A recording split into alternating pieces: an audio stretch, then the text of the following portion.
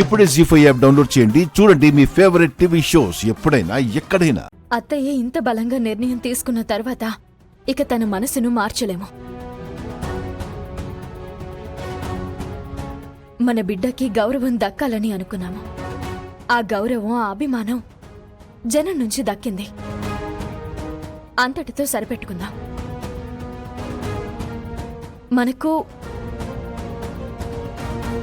మన కూతురు మనతో పాటు ఉంటే చాలు. మనకి ఏ ఆడంబరాలు అవసరం లేదు, ముక్కు పుడకలు అవసరం లేదు. పదండి వెళ్దాం. గొప్ప సత్కారం చేశావమ్మా.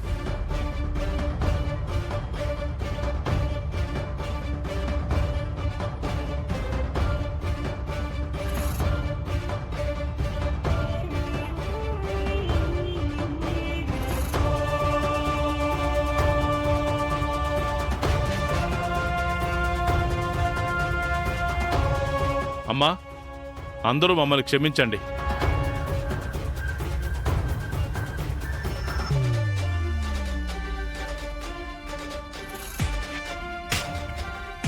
మనం మరో సందర్భంలో కలుద్దాం. బయలుదేరండి.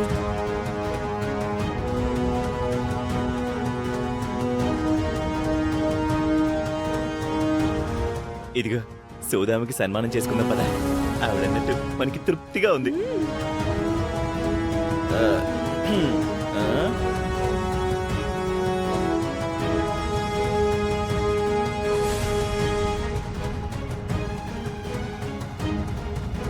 అక్షయ కథలో ఈ మలుపేంటో నాకేం అర్థం కాలేదు అత్తయ్య గారు.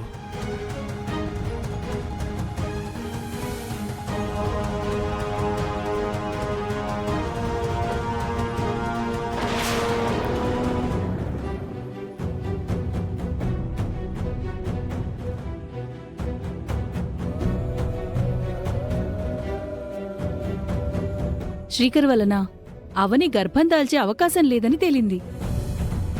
పిల్లల్ని కనే అదృష్టం శ్రీకరికి లేదని రిపోర్ట్స్ చాలా స్పష్టంగా చెప్పాయమ్మా.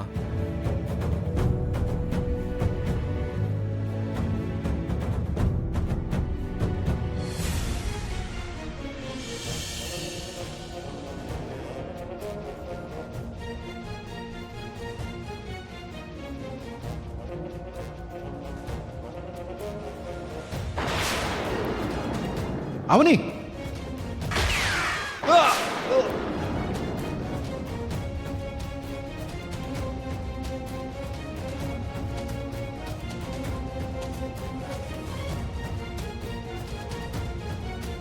సార్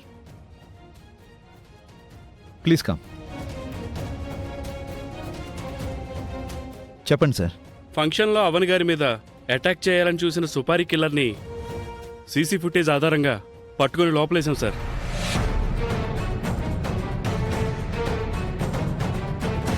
అవనిని ఎందుకు టార్గెట్ చేశాడో, ఎందుకు చంపాలనుకున్నాడో రీజన్ ఏమైనా చెప్పాడా? యాజ్ యూజువల్గా ముందు కొంచెం మొండితనం చూపించాడు. మా స్టైల్లో అడిగేసరికి విక్కీ అనే అతను మర్డర్ కాంట్రాక్ట్ ఇస్తే అటాక్ చేశానని ఒప్పుకున్నాడు. Vicky? Who is Vicky? Vicky గురించి కూడా ఎంక్వైరీ జరిగింది సార్. అతను మినిస్టర్ కొడుకు. గతంలో రేప్ కేసులో మీ వల్ల 7 సంవత్సరాలు జైలు శిక్ష పడినవాడని తెలిసింది. ఆ విక్కీకి అవని ఫస్ట్ టార్గెట్ అయితే మీరు సెకండ్ టార్గెట్.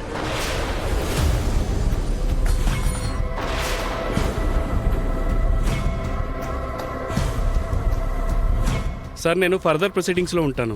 అవసరమైనప్పుడు అవని స్టేషన్కి రావాల్సి ఉంటుంది. Okay, sure. Shall I go sir? Thanks for the information. It's okay sir.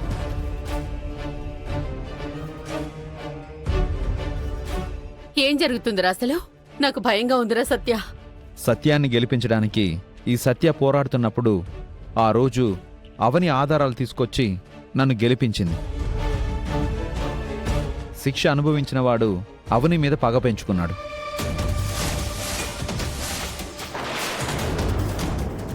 నువ్విలాంటి వృత్తిలో ఉన్నందుకు ఒక్కోసారి గర్వంగా ఉంటుందిరా, ఒక్కోసారేమో భయంగా ఉంటుంది.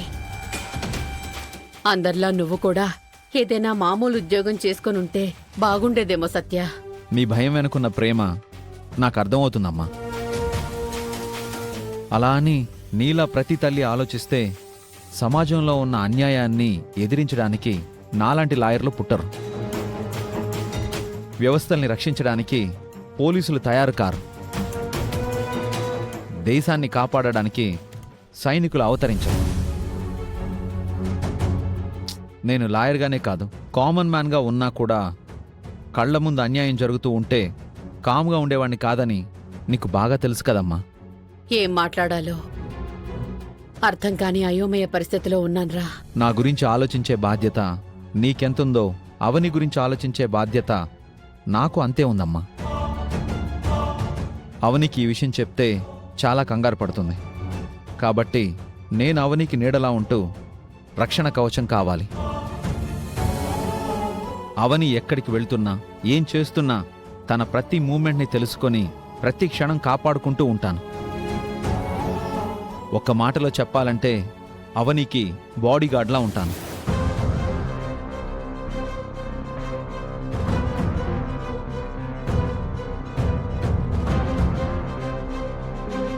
వీడు ప్రతి నిమిషం అవని ధ్యాసతోనే గడుపుతున్నాడు. ముందు ముందు వీళ్ల కథ ఎలాంటి మలుపు తిరుగుతుందో ఏంటో.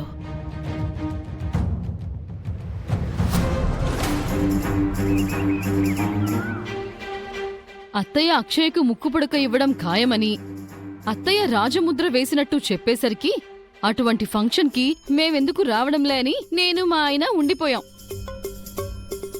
మొత్తానికి దిగ్విజయంగా ముక్కుపుడక కార్యక్రమం అట్టర్ ఫ్లాప్ అయిపోయింది.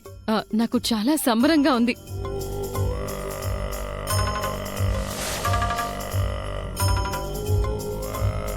జాతకం కలవని ముగ్గురు కోడళ్లకు ఆ ముక్కుపుడక దక్కలేదని అంటే ఒక అర్థం ఉంది కాని అత్తయ్య లాంటి జాతకంతో అమ్మవారి అంశతో కారణజన్మురాలిగా పుట్టిన అక్షయకు కూడా ముక్కుపుడక దక్కలేదంటే వండర్గా ఉంది. చిన్న బంగారం. వేదవతి, వేదవతి,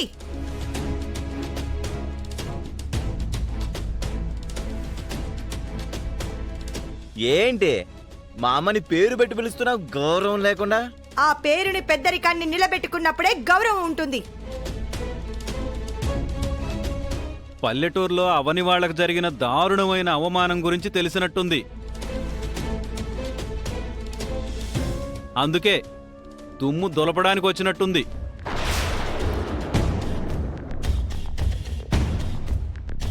సుజాత అంటే లేడీ రెబల్ స్టార్ అని మీ గురించి వినటమే కానీ లైవ్గా మీ పర్ఫార్మెన్స్ చూసిందే లేదు. ఇప్పుడు నాకు ఆ ఛాన్స్ దొరికినట్టుంది.